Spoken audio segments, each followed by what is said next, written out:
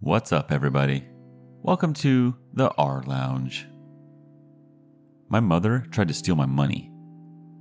A little bit of backstory. My mother, 39 female, is a narcissist and very manipulative towards me. Always has been since my brother, 17 male, was born in 2005. I'm currently very low contact with her and only talk if I downright have to. Now on to the story. I'm a 19 male in college. I recently got a large payout from my college as attending made it challenging on me outside of college as I usually stayed broke.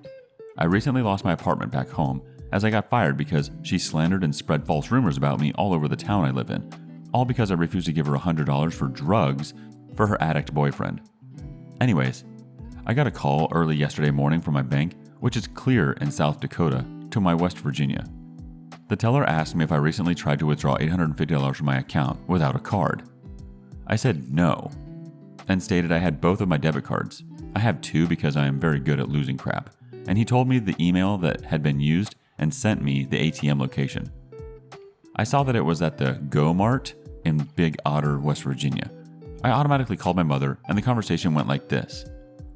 "You tried to steal my goddamn money." You still owe me for all the crap I bought you growing up. "I owe you nothing. You let your golden child take whatever I had and break it. Therefore, I owe you nothing." You can spare the money, OP. It's not a life or death situation. "I need the money for this summer. I'm going to Miami in June." I never said you could go to Florida. I'm still your mother, so you have to listen to me. I'm almost 20 god dang years old. You have no effing say over me. Touch my bank account again, and I will sue your butt for stealing. I hang up after that, but now she has all my family calling me the a-hole and many other names under the sun, all because I wouldn't put shelter over her head in her time of need like she needs me. I want an unbiased opinion, as my brother had officially cut all ties with her, as she wants him to finance her once he gets out of basic training from the Marine Corps in 2023-ish. So, am I the a-hole? First judgment coming from X-Hero0. Not the a-hole. Change your bank, and change your phone number. Screw her and the family that supports her, including the golden child. The OP responds, the golden child was my brother, but since she wants him to basically finance her lifestyle once he goes active duty, he cut all contact with her and no longer claims her anymore. The next judgment from Raven Michaelis 42. Not the a-hole. She was required by law to provide you shelter, as well as feed, clothe, and provide access to education. If not, she would face consequences. You have no obligation to provide for her. She is an adult, not a child. Affectionate Poet 4586 weighs in with their judgment. Anyone who would try to hack into your bank account is not a friend. For a parent, such behavior is unthinkable. Except, unfortunately, she thought of it. Put really complicated passwords on your accounts. Write the passwords in code in secret notebooks if you tend to lose things. Make sure that none of your personal mail goes to your maternal unit's address. Protect yourself, especially now that your golden child sibling has distanced himself from her. Moving on. My dad and his wife got married the day after my graduation and were super disappointed that I didn't attend. Okay, so I'm writing this at 28, and all of these events took place while I was in my late teens and early 20s. I have a good relationship with both my dad and his wife. I'll call her V here. Today, and I pretty much always have. But looking back, I realized my dad's wife was very unfair and unkind to me on a number of occasions when I was still technically a child, and later when I was still in a position where I needed my dad's help with things that weren't huge inconveniences to him. My dad hasn't ever really been unkind to me on purpose, but I feel like he's played a part in it as well since he hasn't ever really stood up for me. A pretty important detail in all this is that my dad can be pretty impulsive and that he has some tendencies to feel that other people are entitled and using him. V shares this trait, and they sometimes trigger each other on this, making them pretty unpleasant to deal with. So, my dad and his wife have been together since I was 15 to 16 years old. I have a brother who's 4 years older than me, and V has a daughter who's my brother's age. So when they got together, I was the only kid who was still underage and living with my dad. At the beginning of the relationship, everything was totally fine and V and I got along well enough. But we didn't see each other very much since she and dad didn't live together and I only stayed with him every other week. Pretty soon, however, she started making remarks implying that my parents spoiled me in different ways. Mainly that they spent too much time helping me with stuff like driving me to basketball games, cooking for me, and making sure I did my homework or whatever. I have emotionally unstable personality disorder and GAD, and recurring depression that went undiagnosed until I was 22, and as a result of that, I've always had pretty low self-esteem and a low sense of self-worth. So when V implied that I was demanding and getting attention that I wasn't entitled to, it really hit home with me and made me feel like crap. There were also a bunch of instances where she said, or implied, that I was ungrateful and didn't show my dad enough appreciation. I can't really remember specific instances where V and my dad crossed lines in the first 2 to 3 years, but I'm pretty sure that's because I didn't really understand what was going on due to my internalized self-hate. One occurrence I do remember very clearly is that I actually felt was unfair at the time since it was so blatant, happened when I was 19 and graduating high school. My parents haven't been overly strict about me not partying and drinking while I was in school. I live in Sweden where it's legal to drink at 18, but my mom was never really okay with me being hungover. That didn't apply on my graduation though. It was definitely a day where getting sauced was fine, and where there would be no judgment regarding the resulting hangover. My parents were throwing me a party and inviting a ton of family friends and everything, which is the custom in Sweden. I was really looking forward to graduating, getting a party in my honor, and going out with my friends. Then, maybe 3 weeks before the big day, my dad and V announced that they were going to get married, on the day after my graduation, at noon. It wasn't like they were planning a huge thing or had made reservations or anything. They were just going to an open-air museum park in Stockholm where they were conducting wedding ceremonies on that particular day. They told me that they would really like me to come celebrate with them and maybe sing a song at the ceremony.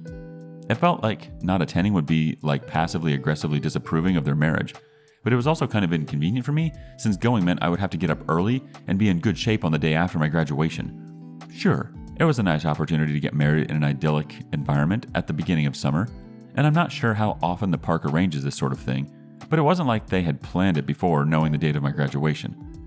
Having to make the choice between selfishly going all out on my own effing graduation and being an unselfish daughter gave me so much anxiety.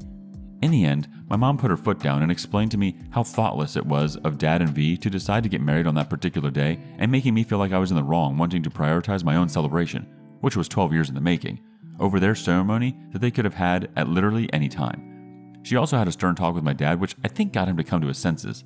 Still, when I told Dad and V that I wouldn't attend because I'd be too tired after my graduation, V acted really sad and disappointed in me for my choice. When the day of my graduation came, they spent pretty much my entire party talking to the guests about the wedding, and they left at like 5 p.m. because they had such a big day tomorrow. Ugh. Meanwhile, my mom's boyfriend of 6 months helped out a bunch at the party, taking pictures, making sure people had drinks, and that the buffet looked nice, etc. And he had no obligation to me whatsoever. Like, I wouldn't have been hurt if he decided that he didn't want to come, let alone if he didn't feel like helping out with so many things.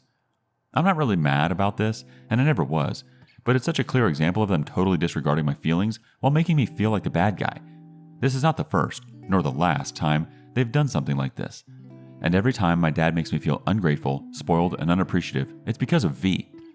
For example, I spent the year after graduation working as an au pair in Germany and came home for Christmas. Getting to the airport outside of Stockholm via public transport is expensive, time-consuming, and kind of a hassle if you have a lot of luggage. So I asked my dad if he would give me a ride when I was heading back to Germany for another 8 months. V was there when I asked, and she immediately said that it was unnecessary for Dad to give me a ride since it would take up like 2 hours of his day, and that I should just take public transport. I don't remember exactly, but him giving me a ride would mean some minor inconvenience for them, like they would have to drive home from their cabin a bit earlier than they wanted to or something. So me asking for a ride was obviously a sign of how spoiled I was. My dad agreed and asked why Mom couldn't drive me. She couldn't because she was having surgery that day, which was the only reason I asked Dad. V told me to grow up and just take the bus instead. Right then it hit me to ask her if she didn't give her daughter a ride to the train station when she was going to uni, about 3 hours away by train, and had a lot of luggage. She answered without blinking that, If she has a lot of luggage, I simply drive her all the way there. which takes like 4 hours by car. Even after this, she and Dad insisted that I was spoiled for wanting a ride. Wow. This turned into a real wall of text, huh? Congrats if you made it all the way through. As I stated at the beginning, my dad, V, and I are on good terms today, and there's no friction. Part of that is probably because I've gotten better at not asking them for help with stuff, and that we don't hang out or talk a lot. I don't really see things changing, but I'm also okay with the way things are. Edit. I realize that I should add some stuff about the wedding since there might be cultural and lingual differences around what constitutes a wedding, and this might cause some misunderstandings. My dad and V got married for financial reasons. They were buying a house together. Wedding might not have been the correct word. I guess eloping might be more accurate for what they did. They went to this park where there was an officiant available for free for the day, stood in line with a bunch of other couples, wed, and had a picnic after. They planned it on a whim when they heard of the setup, and knowing my dad, they probably didn't remember it was the day after my graduation until they told me. If they didn't hear about this thing, they would have just gone to the courthouse anytime and signed the papers and had a dinner afterwards. They could also have had a picnic at this park afterwards. Another very viable option for them would have been to either hire an officiant to wed them in the park on another date, or to ask one of my dad's many judge colleagues to wed them. I really have no clue why it was so important for them to get married on this particular day. It has nothing to do with an anniversary or anything. My best guess is that my dad didn't remember that I was graduating the day before and that they didn't want to change it after they realized, so they decided that I was the problem in this situation. Since it was such short notice, they didn't get a lot of people to come either. In the end, I think it was V's daughter and mother and a couple of friends who made it. My brother also declined to attend, and I don't remember him having any other reason than not really feeling it, and they had no problem with that. Our first reaction comes from CWin143CC. It absolutely breaks my heart to read these stories of parents that quit being parents just because they have a high-maintenance, demanding piece of ass in their new spouse. It's sickening. DOP responds, "To be fair to V, my dad hasn't ever been very good at parenting. There's a lot of reasons for this, like his own upbringing.